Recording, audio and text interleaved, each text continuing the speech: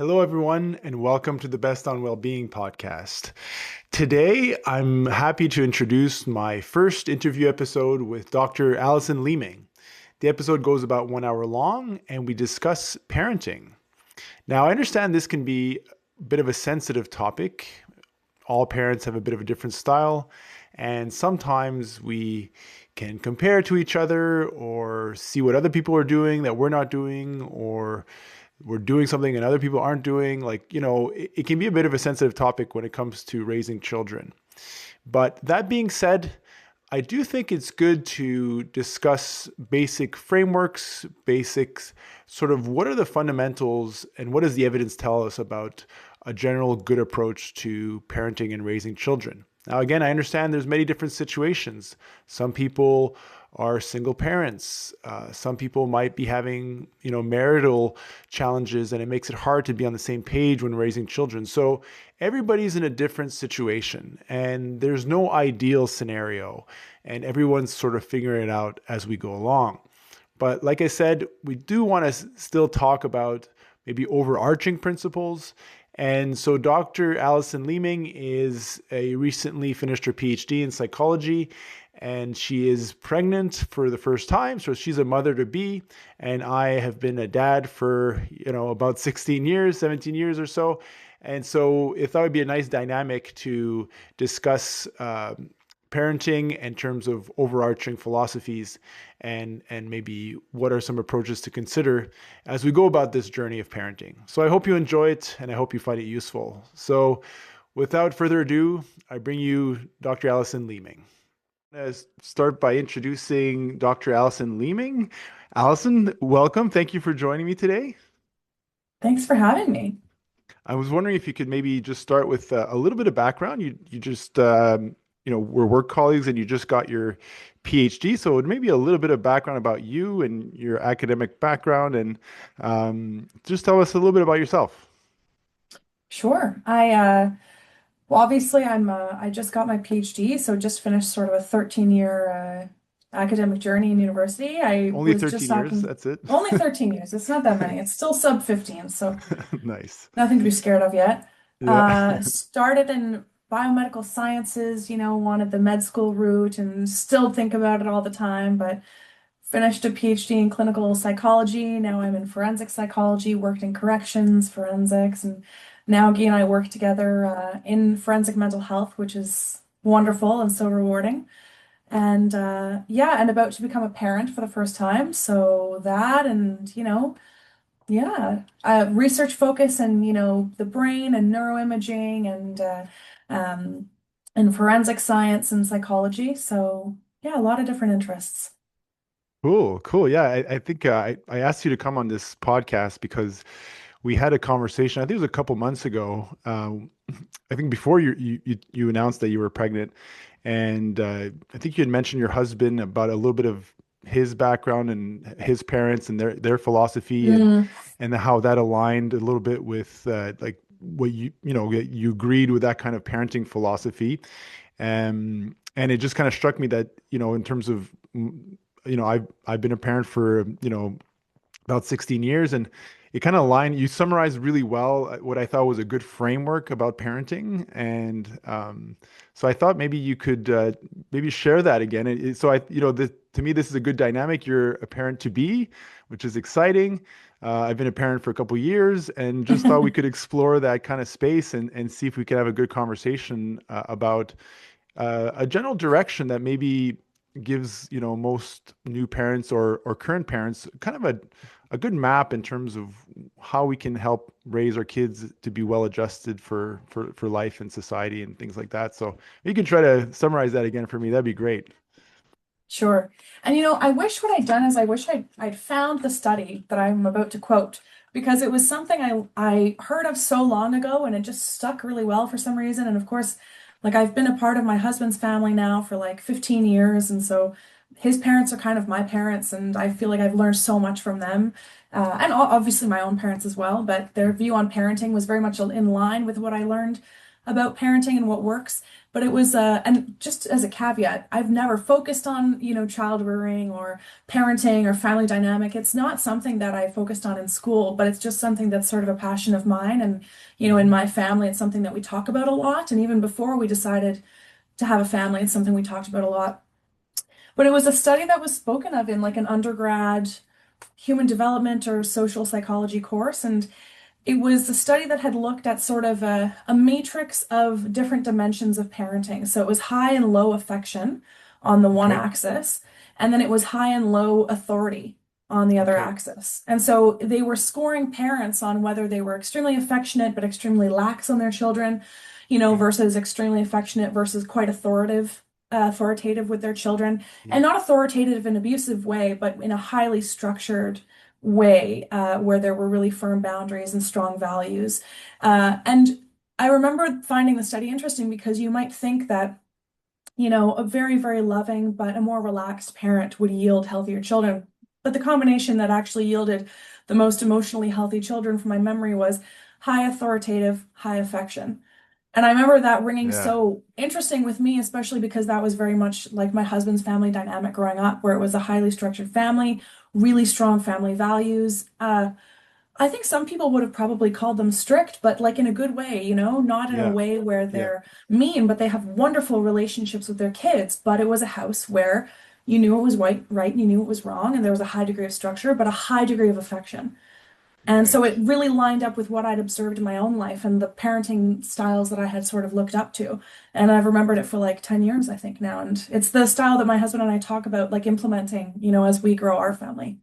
Oh, that's so cool because that's what stuck out to me we had that conversation. You just mentioned like high authoritative, high affection, and I was just like it's just two like very simple line, and I was just like, yeah, that pretty much sums it up. And tonight I was having dinner with Amy, my wife, and just telling her about what we were doing, and I said that whole high authoritative, high affection. I'm like, she's like, yeah, that's kind of what we're trying to do. I was like, yeah, exactly. Yeah, so it was like that sums it up. But I do think it's important to break it down a little more. Um, how do you think it's a good way to distinguish between authoritative and authoritarian? Those were the two terms that were used in the study. That was like to Okay. distinguish between the kind of good authoritative and the good and the bad authoritarian. Yes. Yeah, those were actually the two words that I remember using in the class and I think in the study. I think my understanding of it, and again, I kind of, I could pull that up after and you can include it as a resource if you like, so that people can Mhm. go read that. Yeah, sure. That'd be great. But is the same distinction between like a leader and a controller for me, you know? Okay. With authoritative being someone who, takes lead, leads by example, but also in a kind of pro-social modeling sort of way, does what they want to see in their children, shows the values that they want to see in their children, has firm boundaries, but is still warm. Authoritative being that, the child grows up and has a sense of what's acceptable and what's not acceptable, but doesn't Hmm. feel like they were controlled or doesn't feel like they were stifled from Right. still being themselves, right? Where there are consequences to actions, but the consequences are fair and proportionate to what was done. Yeah. And then there's equal reward to sort of, whereas I think authoritarian has more of a connotation of um, the removal of control, of a sort of a stifling of the child, of a, Hmm. maybe control for reasons other than strong leadership, but control for reasons of like, this is more negative aspect of the parent's personality where they are more abusively controlling in that way. And I think that that was the distinction that stuck out to me between authoritative and authoritarian. Yes. Yeah. That's a really important distinction. I think to reassure a lot of people too that, and like you mentioned just now, that when you have an authoritative approach, it does not mean to stifle creativity or a sense of them developing their own style or their Mm. own unique personality and their own, unique way of being in the world. And I think the two really get confused a lot. Into not, I don't want to be overgeneralization, but it's almost like the idea of being firm with children is akin to, reducing their creative spirit or stifling their spirit. And I really don't think it's like that. So like when I think like what you're trying to say is like that authoritarian is more like a, sort of an exercise of power over the child that doesn't really Yeah. have anything to do with their emotional balance. Uh, Yeah. um, Or anything with like, for me, when you hear authoritative, to me, there's an implication of instilling strong values, whereas mhm, authoritarian has the implication just of control, right? right. Where authoritative means standing strong on what it is that you think is right and what you Mhm, think are the values of the family and not mhm, wavering on that. But to me, those can be for good reasons and those can be good values and they can be done in a fair way. But I think as long as absolutely. there's a defined set of values there, that's what's important. And you can be authoritative while still being open in a lot of other ways. That's right. That's right. And especially like you said, the affection piece. Mhm. Like if there's a lot of affection, then the authoritative, and again, I just for the listeners, I want to distinguish. We're speaking about authoritative, not authoritarian, and that's the important distinction to really emphasize.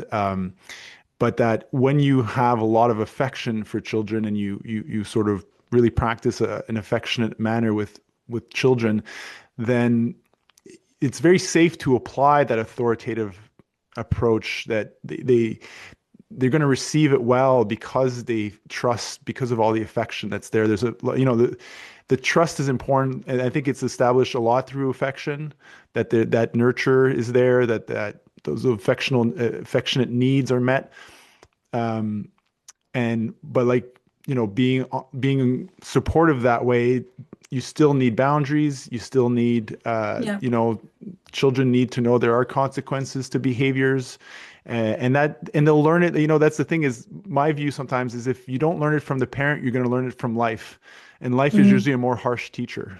So best to learn from the parents as much as possible, and you don't have to learn from life, which sometimes isn't as nice in its manner. And there's another thing that I was actually talking to my in-laws with my husband about this a couple nights ago, and we were talking about like family styles and child rearing and what works and what worked for them.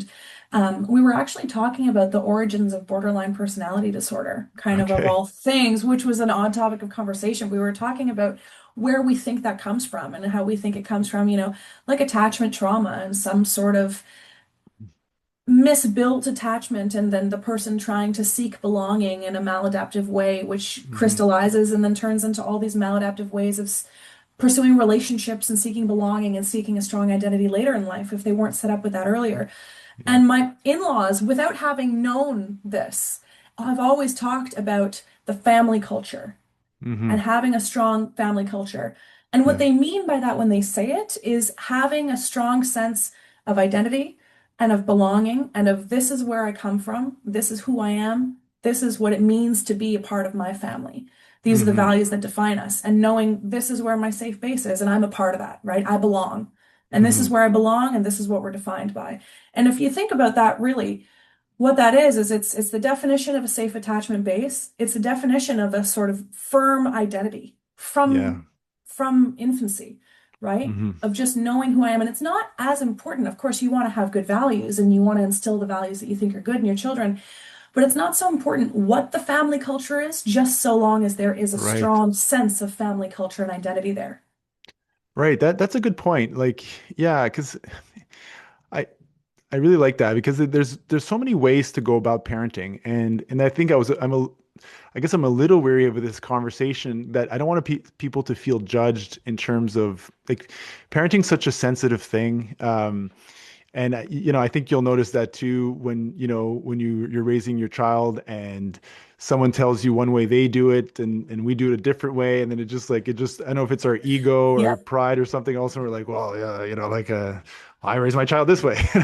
Yeah. And we quickly become defensive or maybe judgmental of other Which people's is natural, right? Yeah. ways of parenting, and so there's it can be a very sensitive topic of how one ought to raise a child, but Mhm. But I think again, what you're pointing at is a general framework. There's going to be so much variability within that framework, and again, a lot of it, like you said, comes from cultural backgrounds and how people were brought up by their own parents, and in which country and which language, and there's so many things that will affect the uniqueness of how certain parents parent their children. So it's not to have a homogenous approach that this is the way to parent and there's no other way, Hmm. but that there's a certain framework that seems to work better. And we should still be honest about that. And within that framework, there's a ton of variability, and we're going to be Hmm. very different. And so respecting each other's differences is important. But like you said, having that at least having a strong sense of culture within the family unit right away, gives the child a really nice start to their lives. Yeah, and it's like you said, I think authoritative is not prescriptive. Family culture is not prescriptive. Having a strong set of values is not prescriptive. None of those things are saying what the values should be or what the person should be authoritative on or what the family culture should look like. But Right. I think it's more about having a strong sense of who you are and in the context in which you're growing up and being sort of moored to a safe base. And then paired with the high affection, right? If a child, for me, I think if a child grows up in an environment where they know that there are boundaries, they know that there are values, and maybe they're going to step out of the line sometimes, and maybe they're going to mess up sometimes because that's being human and we all mess up all the Hmm. time. Hmm. But the high affection and high belonging means Yes. that when they mess up, they're going to feel like, I've done something wrong and I've been told it, but I'm still okay. I can Yeah. manage this and I can tolerate this. I can tolerate knowing that I've messed up. It doesn't mean that I'm not loved. It doesn't mean Yes. that I don't belong, right? Hmm. But I'm still loved and I still belong and I still know who I am and I can mess up and that's okay. And it allows me to venture out from this safe base and make mistakes and still Yeah. have the sense of identity and belonging. That's right. Yeah, no, I like that kind of. It's just that strong base really is so key to for children. And one thing that like a kind of a framework that I've liked to kind of talk about sometimes with people is the the idea of and I think it works with adults too, but I think it works particularly well with children. And this is not really a fancy sort of psychological framework that's been published or anything like that. This is just my own take on it. But just to view the child as like kind of on two levels. There's the conscious level and the unconscious level, or you can call it the subconscious level. I don't think it really matters what you call it, but just like there's the surface sort of conscious level and the below the surface subconscious level. And in my view, the subconscious level of a child, and really most humans, adults, that is what drives our general behaviors, our general tendencies in life. It's more the subconscious level. And so I think some parents that are maybe unsure of like, how to apply firm boundaries, um, get too caught up on the conscious level. So for example, Mm. if the child is having a fit because we said no to more candy, like it's just a very simple example, like, and the child's like, no, like, and then it starts to scream and just starts to have a very, big reaction, emotional reaction. And so on the conscious level, they're unhappy. They're not happy about it. But let's say you just stand firm and you give your relatively calm. I haven't always been calm when I set boundaries with my children, but you have firm boundaries and you set them and that's it. No, that was enough for you. That's enough. That their subconscious level actually wants that and it appreciates that and likes it. And even though the conscious sort of manifestation is an unhappy child, what you're actually getting is a subconsciously happy child, and vice versa. If the child is walking all over their parent, which sometimes can happen, and again, no Hmm. judgment to any parents out there, it's just a way of talking about it. And they push, and there's no boundaries, and they keep getting more candy, and like, I want more, and then they get more, and then they get more, and then on the conscious level, they say, I'm like, I'm getting all my candy, and they seem to be happy on the conscious level that they're getting what they want, but they're not getting the boundaries that they crave on a subconscious level. So they appear happy, sort of, not really, but kind of happy on the conscious level, but they're actually sort of, their needs are unmet and they're kind of not so happy on a subconscious level. So it's the idea of really taking care of their subconscious level is kind of anyways, it's kind of a way of saying that, we shouldn't worry too much about sometimes the surface reactions and really Mm. try to nurture the kind of their subconscious selves, if you will. I really like that. And I actually, well, I totally agree. And I think that we come back to the kind of dimensionality of what parenting is, right? I think that if really, really low structure and low authority and low rules worked and it Yeah. was the best way of parenting, then we would see a lot more positive outcomes of neglect.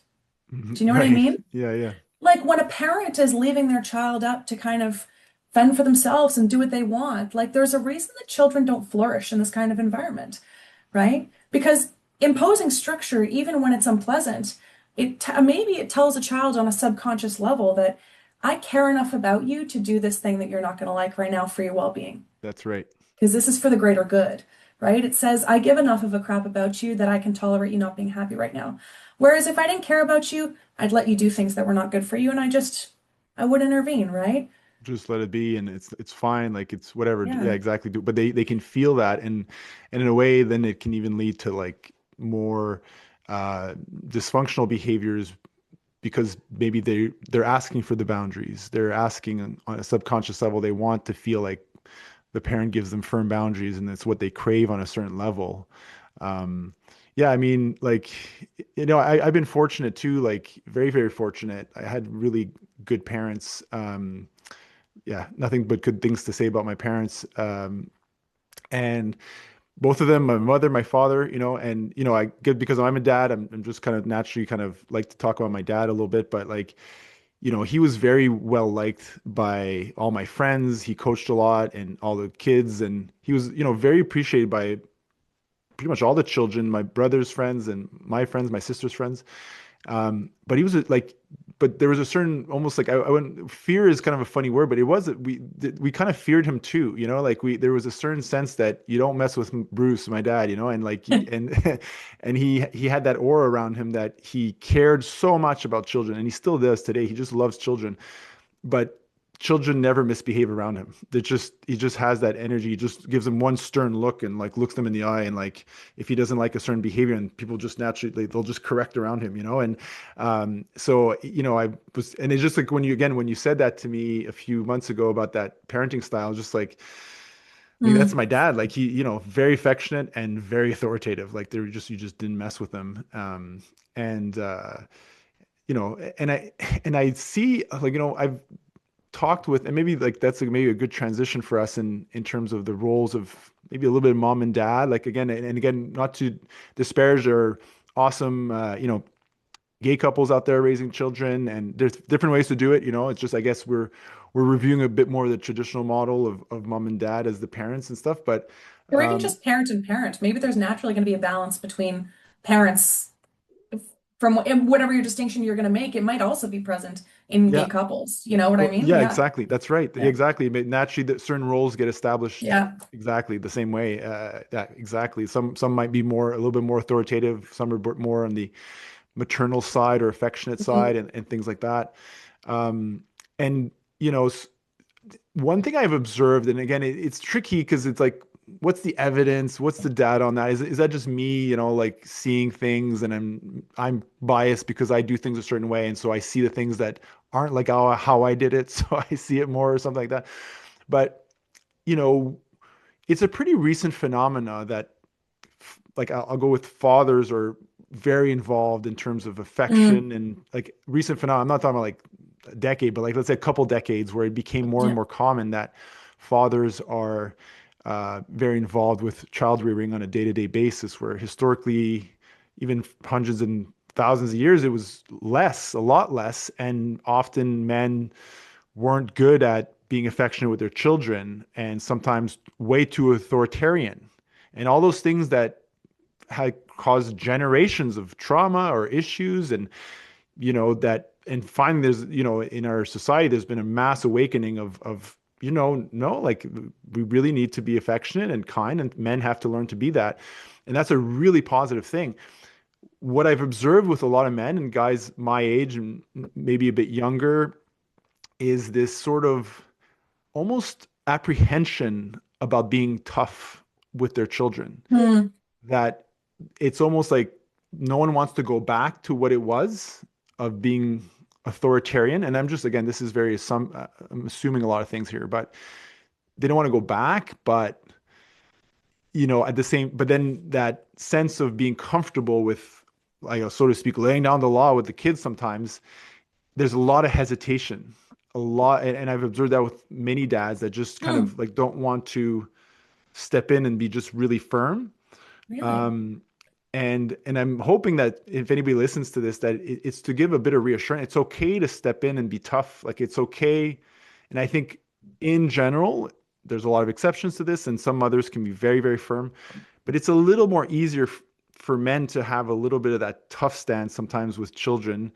And mothers will naturally, I think, be a little bit more on the kind of nurturing, affectionate sort of side. And sometimes roles can actually be reversed with men and women too. Like some men are Yeah. naturally more affectionate, the women's more, a little authoritative and things. And so it's not to say that it's exactly like that, but to allow, so even if it's on the mom side, that it's okay to be tough. It's okay to be tough on kids obviously with a background of affection. And we don't need to be scared that it's going to stifle them or traumatize them. Like that's, I'll get back to that one, but it's just okay. And I'm kind of encouraged, man. It's okay, like it's okay to be tough. It's okay your kid to just kind of be a little jumpy when you're upset that they did something wrong. Like you're not hurting them.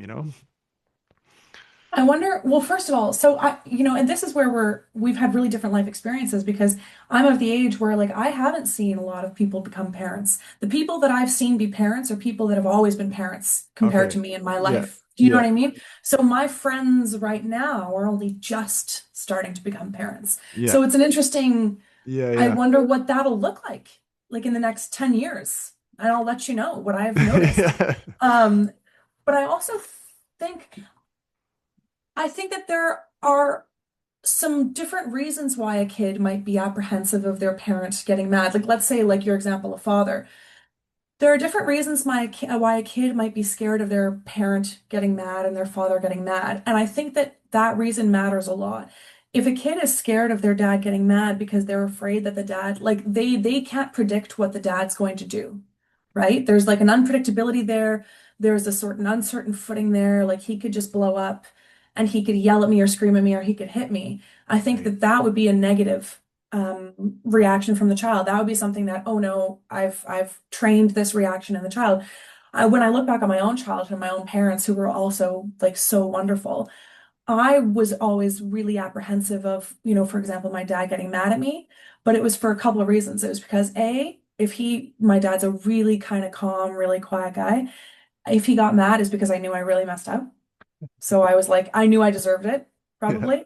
Yeah. And then B, it was because I respected him so much and I deeply feared his disapproval. Right. Like Right. he hit me a couple times with, I have very little respect for the behavior you just did, Oh, nice. That's a good line. or like, you're Ooh. gonna have to earn some respect back there. And it was like oh, that Yeah. was worse than anything you could have done. Right. So, but I was never scared of him. I was scared of what it meant for my identity is that if I'm someone that my dad doesn't respect, what does that say about me? Yeah. Right. Yeah. And it comes back to like the identity because I knew what my family stood for. And if I'd done something that I feared he was going to disrespect, I thought I violated that. And so I Hmm. think that you're right. Like, I think that it's okay to be tough, but it's the way in which we're tough, or it's the way in which we are authoritative and structured with our kids, for Hmm. me, that, is important. Um, yeah. Yeah. I mean, yeah. So, because, there's so always all sorts of, personalities and, um, I think there is like, again, it's again, a lot of generalizations sometimes, but like, I find for when I raise my daughter, I don't remember raising my voice too many times at her. Like she just, I mean, today there's still stuff to deal with. She needed discipline, like all the other children. It just, the funny thing she sometimes brings up to tease her brothers, and I'll share a story is that she's the only one who wasn't put in a cold shower as a child. And Cold shower. yeah, so again, I want to give the spectrum when we mean high authority, high affection. So I was thinking about this. I was like, I could probably, if I do some basic math in my head, I've probably sang to my children thousands of lullaby songs, like literally thousands, because like every night for each child, for at least, you know, usually they grow out of the lullaby singing by 6 or 7 years old. So times three. So I'm like at least in the thousands of like little and like three songs per night, let's say. So that's thousands and thousands of songs, like not thousands, not like 1 or 2 thousand, let's say, of lullaby songs, and just to be to be loving in a way to be affectionate. So I've been very affectionate with my children, and I've been also ruthless, I guess you could say that. Like my older one, I think he was 6 years old or about at the time, and he was expecting for us to meet with some friends. Some like we had some parent friends and he was friends with the kids, and he was pumped to go see them. And then something that happened, it didn't work out, and we decided not to go out with them. And we were driving home, and he was so upset, and he was screaming, and I don't have much of a tolerance for that. And I was like, it's okay, buddy. Like you just have to calm down. And he just was freaking out and freaking out. We get to the house, he's still and yelling and just like, just super attitudey, and goes to his room, and he's still like freaking out. And I was just like, man, like this is like I can't just do nothing about this. Like he was totally not cool how he behaved for the last 20 minutes, or like this is out of control. Nor is he in a good space because he's having some sort of crisis, you know? That's probably the time in my life that I was like, I never used any type of physical thing like that to impose discipline. But I felt this like uncontrolled, like sort of frustrated anger kind of creeping up. I'm like, I gotta walk away. So I walked away, and I started to take some deep breaths, and then I was like, I got to do something. And I just kind of went quiet. And then I thought of my sister, who also had a pretty strong, her third child was very strong headed. And she told me she had put her in a cold shower once to calm a tantrum. And I was Huh. just like, all of a sudden I just knew what to do. I just felt like, okay, this is and so I walked back to his room, and he's still screaming. And I opened the door, and he looks at me, he goes quiet. I'm like, his name's Jacob. I was like, Jacob, you scream one more time, I will put you in a cold shower. And I just like I did I wasn't that was it. And he just looks me in the eye like, "Rah!" So I just like walked I became like a robot, like no more emotions. I just like kind of just grabbed him by the arm and just like started walking him to the shower, and he's like, whoa, this is actually happening. He's like, no, daddy, don't do it. Don't do it. And then I stuck him in the shower, and I turned on the cold shower, and he's like, it almost felt like an exorcism, because he's like, like, it was like literally like 20 seconds, 20 It's almost seconds like a of, nervous system reset, eh? yeah. And that's exactly what happened, Hmm. and then he's like, are you done? He's like, I'm done. And I'm like, okay, turn off the shower, grab a towel, hug him, bring him close, and then it was done. He's like, and then he looks at me, he's like, sorry, daddy, and I help him put on pajamas. He goes to see Amy, who was very rude with too. He's like, sorry, mama, and gives him a hug. Goes, you know, goes to bed and goes to sleep, and that was done. It was just like Hmm. done, like, I've never heard that before. Like I've never heard of anybody doing that before. It's really interesting, um, especially the affection that you showed after. yeah, because that's the thing is like I always like the idea. There's actually one book that I found really useful to help me. It was called Positive Discipline. I forget who wrote it, but they have a whole series of books and for different age groups and stuff like that. But it's general philosophy. But I like the idea of like with a child, it's important to try your best. Like we're all limited, and I've certainly failed many times, but to respond and not react. Hmm. And I was about to react at It's a times. tough one.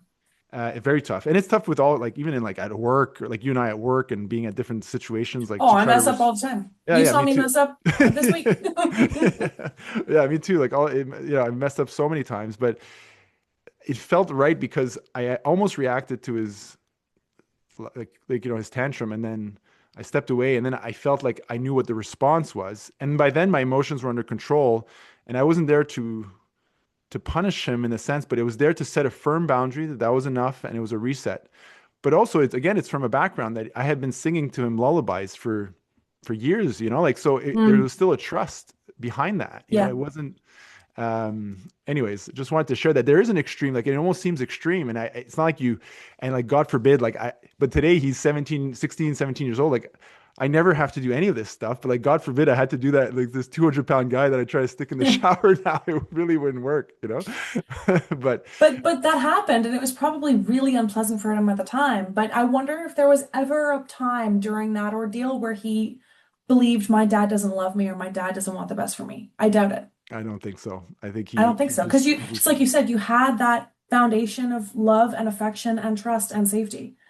Yeah, yeah, and but it just I hope that some of the uh, guys out there, that might listen to this one day, that it's okay to be tough. Like it's not fun. I didn't enjoy that, but I Mm, felt like it was my duty. Again, I don't mean to be like a little macho here, but I did feel like it was my duty as the man of the man, his father, to take care of this nicely, but very firmly in that moment. But it's not like I enjoyed it. It was totally unpleasant for me too, but it to me felt like a necessary duty that I had to just carry out, And but it's okay to be tough, and I've had some friends and that have come to me over the years sometimes and just kind of wanting a little bit of advice or share some of their challenges with parenting their children, and sometimes I find for a lot of dads, and again, I'm more focused on dads, and we can jump on to the mom side shortly, but like they almost need reassurance that it's mm, okay. It's okay to be tough. Like you you're involved, you're helping, you're coaching, you're loving. You can bring in the tough side. It's not going to hurt yeah, them. It's not going to hurt them yeah, at all. yeah. It's actually interesting, and then maybe this is a less relevant kind of tangent, but it's interesting that you said in your experience, the fathers have been tougher and the mothers have been maybe more nurturing, more caring, more affectionate. Because I can think of some examples I've seen where the mother is almost the disciplinarian. Hmm. And the mother is the kind of rule enforcer. The mother is like, I hate to say this, but the less fun parent. I don't know if you've ever heard that. Like the dad Yeah, gets yeah, to be the fun yeah, parent, the mother yeah, gets yeah. to be the not fun parent. That's right. And I think that the probable reason for that in the examples I'm thinking of in my life is because the mother was the one who was around more. And when you're around more, you handle just by definition more of the consequences, more of the teachings, more of the sort of like the day-to-day mundanity and the Hmm. grueling Yeah, chores and all of this kind of stuff. And then when the dad comes in, maybe if the dad's a little less involved, they get to come in for the more fun stuff, or they don't yeah. have to be the authoritarian, so they won't because it's.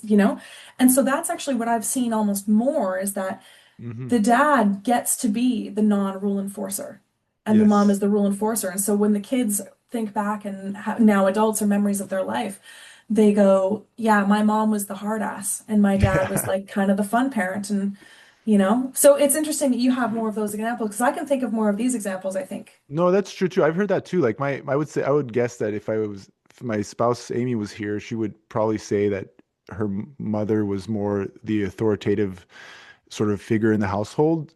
So I've definitely heard that too. And I think maybe sometimes depending on the Yeah. arrangement, like sometimes, yeah, women go on mat leave longer. And so the father's working and then comes, well, I guess not mat leave when they're like older and need more Like discipline, but just like off, yeah, they don't go back to work or whatever. or yeah, or they come home and they've been away from work and then they just want the fun stuff, I guess, or Yeah. which again that's a tricky That's just the way balance. it works out. Yeah, just the way it works out. But that brings up a tricky point is I think having fun with children is great and being affectionate is great, and but it they're not your friends.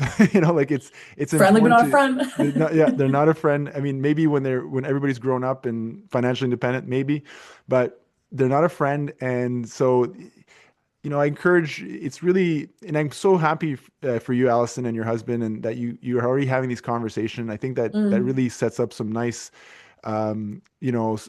really setting yourself up for the best situation possible, that to kind of have a shared view on how to go about it. I think it's nice when both contribute to both, like if both can hmm try to be affectionate. I mean, some will just lean a little bit more. And I would say, like for me, like Amy can be quite authoritative too with the children, and I've appreciated that about her. She can be she's very committed to child rearing in the sense of lots of affection and lots of rules you don't mess with kind of thing. But again, it's again that maybe it's bit of that macho side a little bit. And that's kind of how I was raised too. Like my mom would try to set boundaries, but at one point we'd be walking all over her and just like Really? challenge and challenge and challenge. And then my dad comes in and it's just like, I'm going to tell your dad. I'm like, whoa, okay. Like, and then it was just, and so sometimes it's been like, I find there are situations like the dad can be the fun one. That's great. And if that's the way and Mm, mom is mostly the authoritative one, that's cool too. But I think if the dad is never the authoritative one, I think there's an imbalance. It would be my perspective on that. Sometimes both sides need to contribute to both. Yeah. And maybe one a bit more than the other. But if it's only one doing it, then there's more likely even the couple for intimacy and resentment and things like that. Like it's important to find a way to connect with your spouse while raising children, right? So if only one is doing a very important piece, then it's kind of harder, to do it. And I want to see what you think about this. Is sometimes too, and I've heard this from guys as well, that when they want to step in and be tough, they finally get the courage to be tough with their child. They're great dads, they're super involved, and they decide to be tough. That sometimes their spouse will kind of step in and be like, "Hey, like, I'm protecting my child from from the Interesting. father," and it's just like, and then it kind of creates a bit of a divide or splitting a little bit in the rearing of the children. It's actually funny that you bring that up because that's what I was going to bring up now because I wanted to get your perspective, but I feel like I'm getting it. Is that this is another topic that my husband and I talk about a lot because there are examples that we have seen in our lives. And again, it's not our generation of parents, it's a generation above of parents, but we've witnessed when there's not a united front. Hmm. And whether it's on the mother's or the father's part, we've witnessed when it's not. And it's something that we've been so adamant about is the kind of being on the same team, being united front, and backing the other one up Hmm. when they are being authoritative or when they are setting a boundary or something. Because we've seen it go wrong. And then it's like almost like, when when you imbalance a washing machine and Yeah. all of a sudden everything is off kilter. Yeah. It's Yeah. like you throw in one kind of like there's a video, you throw a brick into a washing machine, it just the whole thing blows up. Where, all of a sudden the children's relationship with the parents is very different. So one Hmm. parent maybe I is a lot more fun, maybe a lot more lenient, but maybe that's actually not the parent I go to when I really, really am feeling like I need something or when I Hmm. need something really imposed or I need to feel safe. That might not be the parent I go to. That's the fun parent. That's not the structured parent. That's not the safe parent. And then the other parent has the sort of hard duty of being the authoritative one, the safe one, but they're not really there for fun, right? Hmm. So then you have this imbalanced relationship where, oh, both parents probably want to have this kind of relationship with their child, where they are the safe parent, they are the structured parent, and they also get to have fun. And then in the relationship between the two parents, you have, resentment, you have this where it's like if one does step out of their role, then the other might say, hey, that's not what you do. I'm the rule maker, or don't be tough on Yeah. my kids. That's my job. And then there's resentment in the relationship and there's an imbalance there.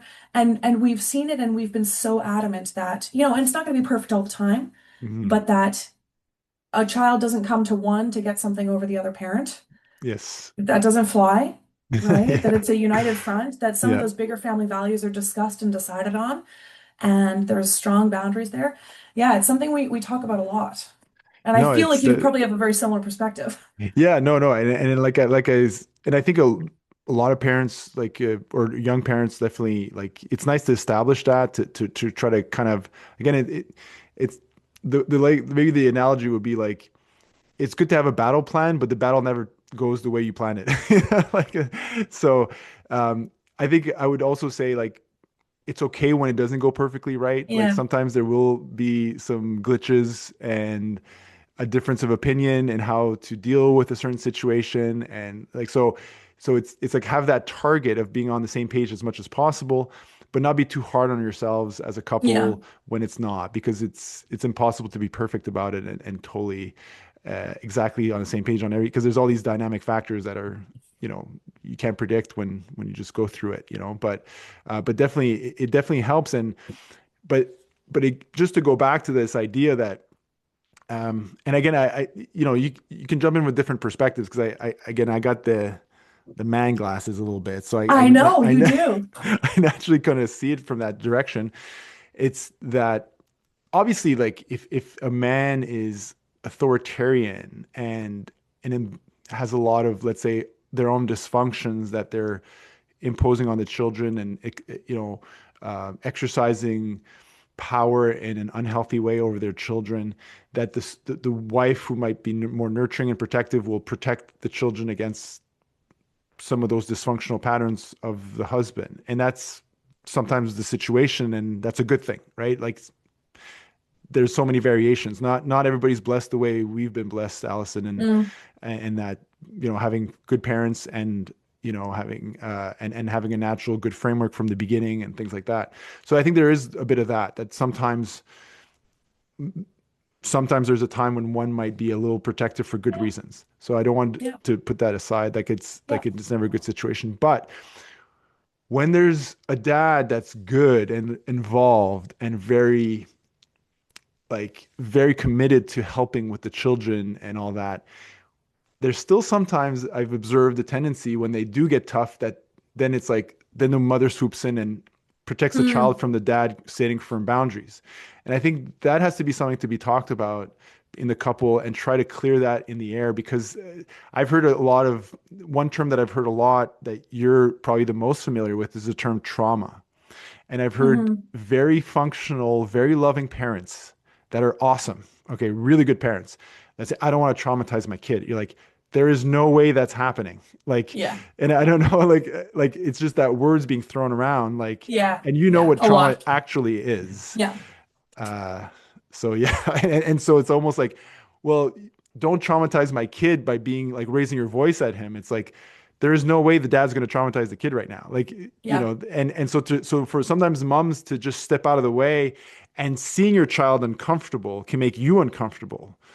But you got to suck up that discomfort to watch hmm the other one, or and sometimes it'd be vice versa. Like sometimes the mom's being tough on a necessary level and the father's uncomfortable with it, but just doesn't mean you sweep in. Just hmm watch it, let it be. And if you were not completely in agreement, you talk about it later when the kids aren't around and say, I thought you went a little too far on that one or whatever.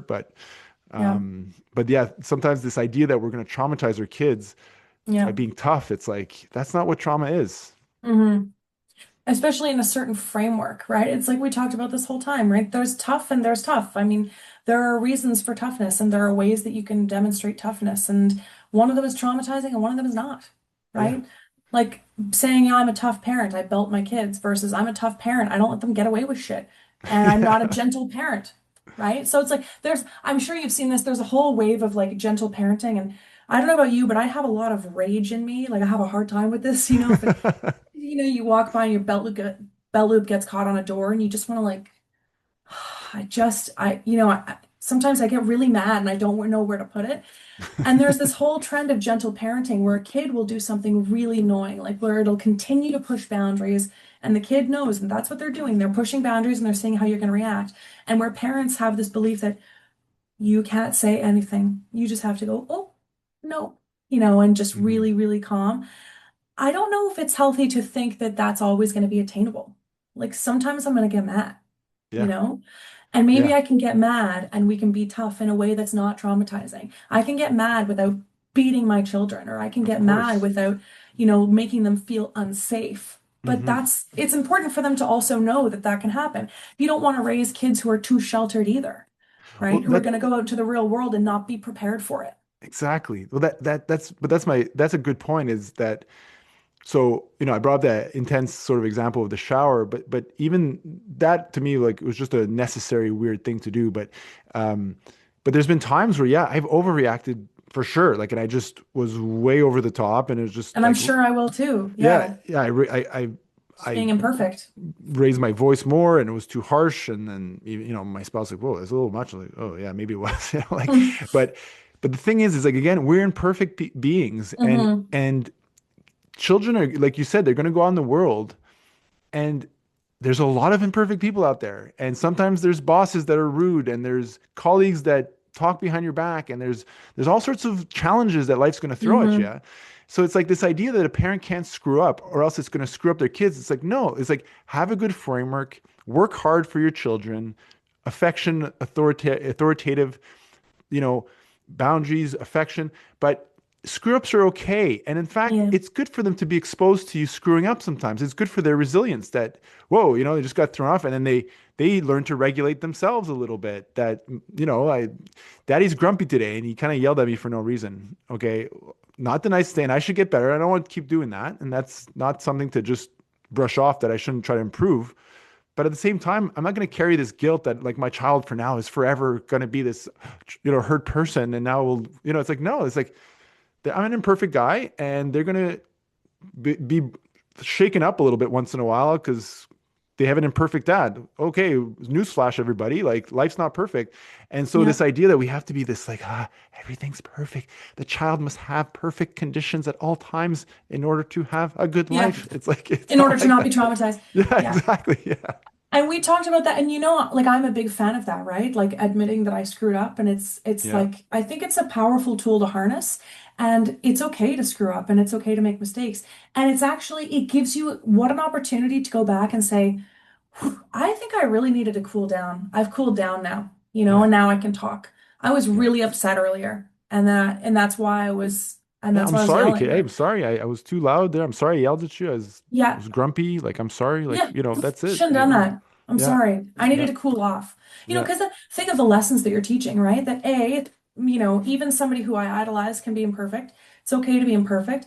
But then also, it's not the end of the world, and you can tolerate it, and you can tolerate the guilt that comes afterwards, and you can own it, and everything's going to be okay, even if I do have accountability. That's You right. can have accountability, and it means that you messed up, but it doesn't mean that you're, flawed or like a bad person. It means that good people can mess up too, and they can own it, and that's all right. Like, Yes. what a valuable lesson in that. 100%. Exactly. And you're modeling the fact that Yeah. you messed up and you agree, you don't have to carry too much guilt if you mess up and you rectify it, you apologize, don't have too much pride that you can't apologize. Hmm. And, you just exemplify that you're a human being and we're imperfect beings and that's all it is. So there was just so much pressure sometimes on parenting, like this pressure that everything Yeah. has to be perfect. Everything has to be perfect. And it really like it's okay. Like we're gonna make mistakes. And like that's why before we were talking about like be on the same page, if you and your husband be on the same page like 80% of the time, that's a hell of an accomplishment. And Yeah. then sometimes that 20% is going to have these little tensions you have to work out. Okay, like that's okay. Like, it's not about this aiming for this like this heavenly perfect parenting everywhere. Well, it's like I printed this off today to keep in my door, and a colleague of mine said this to me recently, and I don't think you realized how profound it was to me. But don't let perfect get in the way of good. Right. It's Yes. okay to not be perfect, Yeah. and you have Yeah. to accept that you're not going to be perfect in Yeah. order to just do a good job. Just try to be good. Just try to be good, and you Yeah. don't have to aim for perfection because you're not Yeah. going to get it.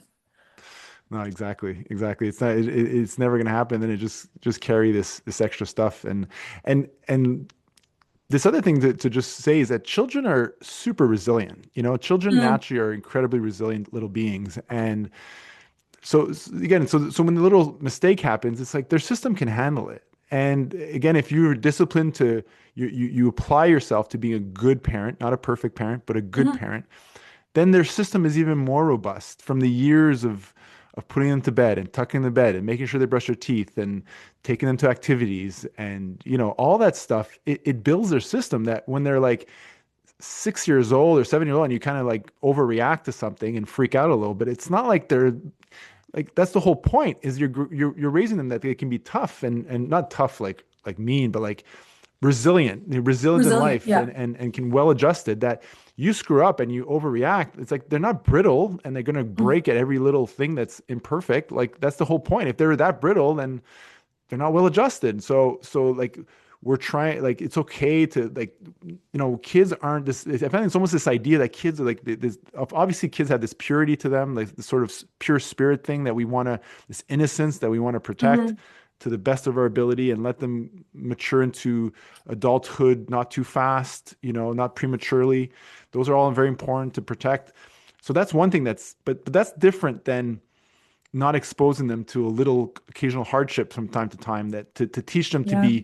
to deal with discomfort and that it's Yeah. good for them to be uncomfortable sometimes and Yeah. that's not the same thing as protecting their childhood innocence. They're two different things and we can do a Yeah. very good job that's protect their innocence, but gosh, it's okay that they have a tough day and they're just uncomfortable and Yeah. that's okay. My in-laws have talked about that, and they've actually talked about people who they know in their lives who have parented in ways that are different from them, where people they know have parented as though trying to protect their kid from all of the evils of the world by Yeah. sheltering them and by never having any of that kind of exposure. And then the kids end up being maybe a little bit less prepared, maybe Hmm. more anxious, more delicate, more easily dissuaded, less prepared for the variety of personalities they're going to meet, less resilient. Hmm. Whereas my in-laws talk a lot about how, there were times when their kids were young where they knew full well that their kids didn't like them right now, or their kids were uncomfortable, or their kids were not having a good time, and they were very comfortable with it. Yeah, They said, like, it's not my job to make sure you like me all the time. And in fact, if you that's like me right. all the time, I'm not doing my job. Yeah, It's okay that you don't like me all the time. that's right. I'm always going to be there for you. I'm always going to do what's best for you. You know that you can be safe with me. Yes. But I've failed if you like me 100% of the time. I like that. You're always safe with me, but you don't always like me. And that's a good thing, Yeah, right? And also, like, I'm not going to kind of pave the world for you and shelter you from the world, right? It's right. the acceptance that my kid's going to go through some stuff and it's going to be hard. And maybe some of that's going to be in the home and they're going to be exposed to things that are uncomfortable sometimes. And it's okay. I don't want to completely shelter them and protect them from this for fear of them being traumatized. And it's not about Hmm. saying, hey, kid, walk home. It's 10 p.m. You can walk home alone. And if you get assaulted, well, it's not that, but it's just Yeah, that we have to let kids build resilience, which is, I think, what you're saying. yeah, yeah. And because we're ultimately trying to have them well adjusted to an imperfect world that Yeah. can throw curveballs at you that doesn't always care at all about you. Like, you have Hmm. to care about yourself. You have to, like, have your own social network of people that care about you. Like, you have to build your own world, I guess. But the world itself, we're preparing them for the world and not sheltering them from. I mean, so obviously, like we said, we shelter them in a way through their childhood to let their innocence, you know, A reside balance. as long as it needs to be to for a Yeah. healthy development. So obviously some sheltering at the beginning, but you can't shelter them forever, and like exposing them bit by bit to different sort of discomforts is, I think, Yeah. an okay thing. Um, okay, so like, yeah, so you're about to be a new mom soon, eh? Yeah. A few months. Yeah. Pretty scary. Never done it before. rock rock and roll. Yeah, but we're having a lot of these conversations now, so this has come, you've come at a great time because this is right when we're having all these conversations are like coming to a head and we're planning for how we're going to be, and we know that plans don't always come to fruition and we're going to mess up and that's okay, Good. but I think going into it with a vision Yeah, yeah. can't it can only help. Oh, for sure. It definitely, it's pretty cool that you and your husband are looking at all like kind of different angles at it and having conversations with your in-laws and your parents. I think Mhm. I really want to highlight that too, because I think that's great. I think that's absolutely fantastic because I felt too there was a trend. I mean, and I was totally caught up in a little bit of this, not too much, but that I think especially with my first, I don't know what it was. Maybe you're just a little bit more arrogant in life because young and Hmm. brash or bash, whatever. And you know, you kind of think you know better than your parents a little bit, and you don't. Like, so like this Well, idea that how you old were you are, again? pardon me, How old were you again when you had your first? I was 25. It's pretty young. So I think at 25, I would have been the exact same.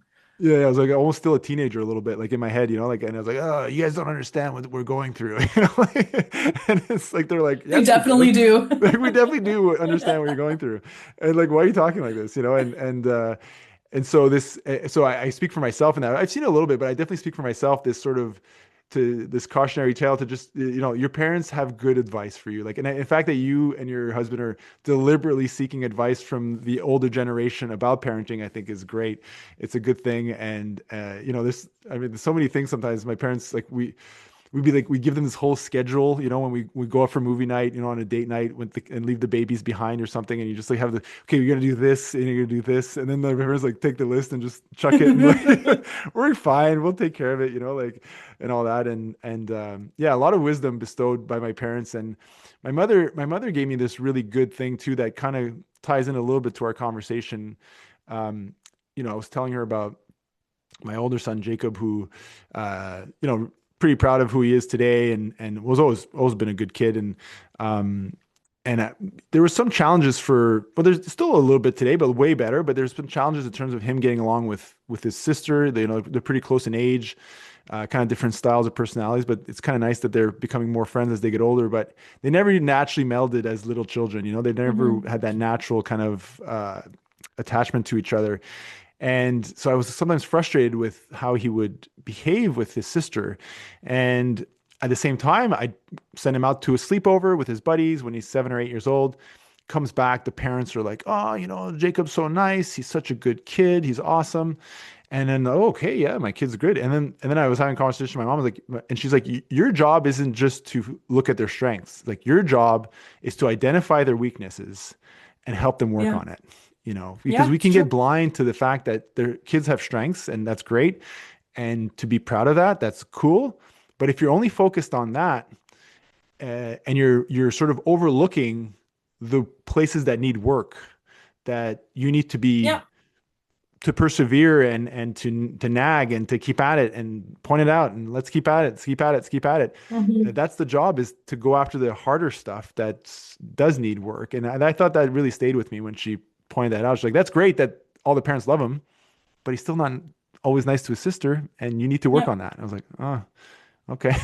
Like, That's true. I haven't given that as much thought, but I would think that I could only think that that job is also going to be made easier by having the safe, secure base that you've talked about, yeah, you yeah. know? Yeah, Yeah. exactly. And it's not to seek perfection, but to just like a little bit at a time, like, hey, say hi to each other now. Like, Hmm. like acknowledge each other, have a conversation together. And now it's kind of cool because now he's the cool guy driving. He just started driving and on his own. And like, Annie is like, I'm gonna get in the car with Jacob. And it's like, okay, like, so that's kind of fun. So, but it took a lot of work to try to get them to stay close and to learn family values, to have values Yeah. where your siblings are important to you and they're an important part of your life. Like it's like the idea of sharing. Like, sharing's not natural to kids. Hmm. It's really not natural. They learn to share because parents teach them to share. It's not like they're Hmm. born like, I like to share. Like, maybe once in a while they do one nice thing and all the parents are, oh my gosh, they're sharing on their own. And then, like, the other 9 times they don't want to share because they're a human. That's in a certain stage of development where their little egos are coming out. And so we have to teach them. So to all that kind of stuff. The And one last thing I'll tell you, the two that my mom would also say is like, so you're about to have a baby in a couple months, and that's so cool. And she says that no discipline the first year. You don't need to worry about discipline. Discipline starts after 12 months. So the Yeah. first year is just, Oh, yeah, exactly. Don't worry about discipline the first year. just the affection. Just the affection. No Yeah. boundaries, no Okay. nothing. Even if they're Okay. 9 months and you can tell they're manipulating you a little bit, just let them manipulate you. And then, like, when the 12 months hit, that's when the work of boundaries and the authoritative work begins. But don't worry about it for the first year. Honestly, that's good to know. I don't know if I would have known that. Like, when do we start? A week? 2 weeks? The kid's barely opening their eyes. Like, you open your eyes at me when I look at you, boy. This is serious. Yeah. No, no, like, so Yeah. so you can give yourself that break, but yeah, once 12 months That's hit, nice. it's like roll up the sleeves and you're off to the races. Now the So job really begins. yeah, Yeah. exactly. Yeah, yeah, Yeah. yeah. But I think your kids are very lucky to have you, and I know how lucky we feel to have our parents, like all four of these parents helping us. We never would have had any of these conversations if it weren't for them and for the strong example that they gave us. And like every day, I'm thankful for that. yeah, yeah, I'm very grateful for that too. And maybe like one last thing I'd like to share maybe before we start to look at wrapping it up is there's a concept that I think is like, in terms of the progress of civilization and humans, and I mean, I think civilization is built on families, right? Families are the Mm. units that build societies, and so doing our best to have good family units is important, I think, to help have healthy societies. And in that context, I kind of see sort of two different sort of groups of people, and I don't mean that in any kind of disparaging way.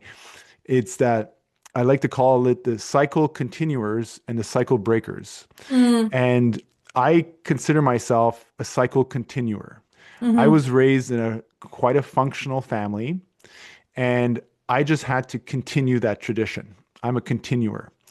And I think in a way that's easier than the cycle Probably. breakers, people that have been coming out of dysfunctional situations and have broken that cycle to create a functional situation for their Yeah. children. They're cycle breakers. And I raise my hat to those folks because it's such a critical piece to the evolution of our civilization in the right direction. Yeah. And so, that's kind of my hope a little bit with this podcast with you, Allison, is that folks that are cycle breakers can maybe get a little something out of it. Maybe folks that Yeah. are unsure have a little bit more assurance because not, it's almost intuitive for me how to be a dad because I had a good dad.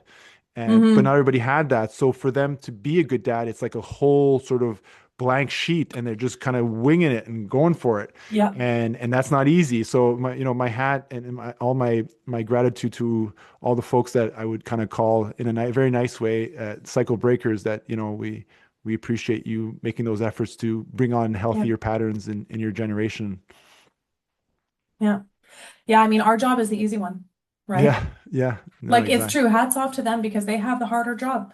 The people who had dysfunctional families growing up and who now have to break that cycle and maybe not break it completely. I mean, that's not so likely, but break it little by little. That's the hard job. I have the easiest job in the world because I had amazing parents. Yeah, yeah. And but I mean, it's good to be grateful. It's good, like Yeah. we can be grateful, but also, yeah, hats off to folks that really, have the courage to push it forward in a new direction. Yeah. That's pretty cool. Well, I want to say thank you, Allison. This was a fun talk. I thought I know. Thank you. This is lovely. that was pretty fun. I think we did pretty good. And I want to thank all the folks out there who took the time to listen to this conversation. We appreciate you, and we'll see you next time. As